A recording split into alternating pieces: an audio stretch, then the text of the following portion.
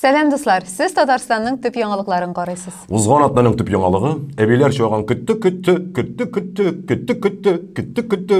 Килмәде. Сезне көттөрмибез, башлыйбыз. Дөрес сөйли бу. Сайлаулар турында инде онытсак та була. Россия Федерациясының Үзәк сайлау комиссиясе бюллетеннәрнең 100%-ын санаган. 8-нче чакырылыш думасында 8 партия вәкилләре һәм үзен тәкъдим иткән 5 кеше булачак. Урыннарның күбесе бердәм Россиядә. Аларга 450 мандатның 324-е бирелгән. Атнаның ришвәт турындагы иң төп яңалыгы Татарстан Республикасының социаль иминиятләштерү фонды идарәчесе Павел Ахановның аресты булды.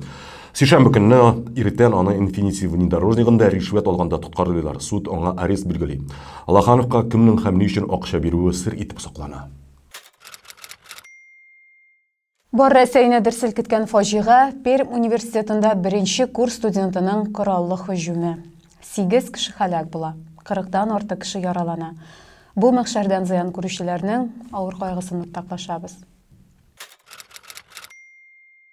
Россиядә карабодай дефициты булмаячак.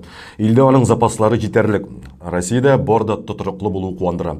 Квартал сайын без ярмаларга бәяләрне тикшереп торабыз. Кемдер туристларны галәмгә кадәр очыра. Шуп әйбер белән шөгыльләнеп. Сайлаулар узды да, илне дер селкетә башлады. Россиядә ел башыннан шаурма 8%-ка кыйммәтләнгән. Аның уртача бәясе 166 сум хәзер. Бар кешедә әлегә кадәр Big Mac индексын санаган арада бөек ризык бәяләре биеккә сикереп куйды. Бердәм дәүләт имтиханыннан тулысынча баш тарту белем бирү сыйфатының начарлануына китерергә мөмкин. Роспотребнадзор шулай ди. Килешәбез, Кавказда 100 балл алучылар булмаса безгә капкач, крышка, капкач, крышка. Юхиди уртача тизлекне арттыручыларны штрафка тартмый башлады. Моңа кадәр аны бер-берсеннән берникадәр ада урнаштырылган 2 камера ярдәмендә исәплиләр иде. Бигрәк ахмаклар инде, әйме? Әйтми торсалар да ярый бит инде моны. Россия хөкүмәте эшләүче пенсионерларга пенсияләрен арттыру турындагы канун проектын хупламаган. Начар яңалыклар шаурма белән генә тәмамланды дип уйлыйсызмы?